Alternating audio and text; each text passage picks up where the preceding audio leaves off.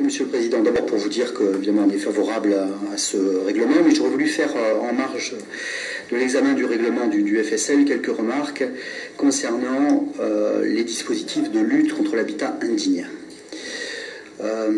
Il existe, vous le savez, depuis 2011, un projet dénommé Orti, dont on parle abondamment. Alors, de quoi s'agit-il? Il s'agit d'un outil qui permet de repérer et de traiter l'habitat indigne, et disons pour faire simple, d'être en mesure de suivre l'évolution de l'habitat indigne à travers une caractérisation qui est celle du logement sur la base d'un invariant fiscal qui permet de suivre le logement. Pourquoi est-ce important?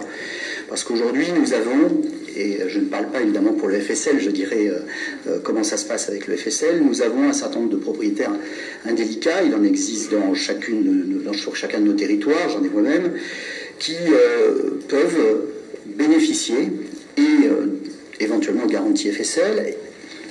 Je dirais quelle est la position du FSL sur ces questions, et puis d'allocation logement, avec les mécanismes de subrogation qui, sur mon territoire, atteignent 80%, versement direct aux propriétaires.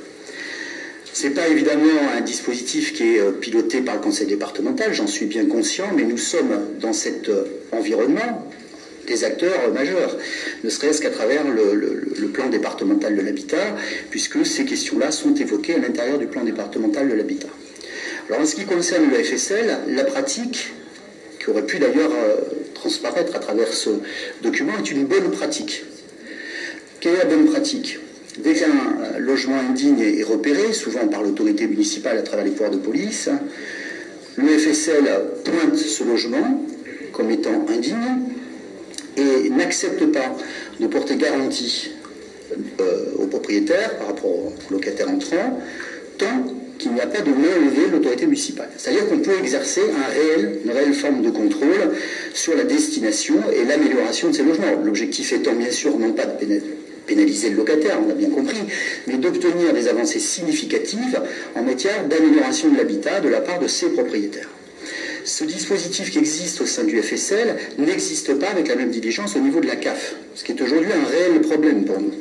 Un réel problème pourquoi? Parce qu'aujourd'hui nous avons un certain nombre de personnes logées dans des conditions indignes, le propriétaire bénéficiant des aides de la caisse d'allocation familiale, subrogation, et puis lorsque ce locataire est relogé, parfois d'ailleurs dans le parc social, il faut le dire, on remet un locataire à l'intérieur de ce logement indigne, et on continue.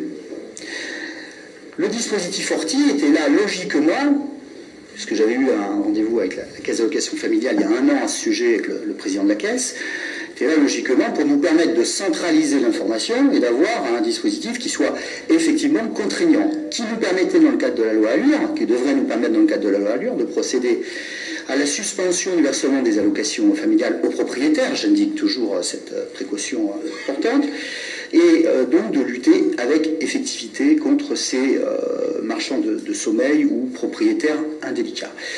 Moi, j'aimerais qu'on puisse, dans le cadre du travaux qu'on conduit au sein du département, peut-être rappeler, ou Martine Jardino aura peut-être des éléments à nous donner sur cette question, je ne suis peut-être pas à la pointe des dernières évolutions. Je crois que c'est très important qu'on aboutisse à ce dispositif, sans quoi le travail qui est conduit localement, qui demande souvent beaucoup d'efforts pour contraindre, ne sert pas à grand-chose, et on a l'impression que c'est un mécanisme sans fin qui est en place, avec des dispositifs qui très sincèrement profitent à certains propriétaires indélicats. Voilà ce que je voulais dire. Donc Orti, l'arrêté du 30 septembre 2011, on avait dit il y a un an et demi à peu près que sous 6 mois que le dispositif serait effectif.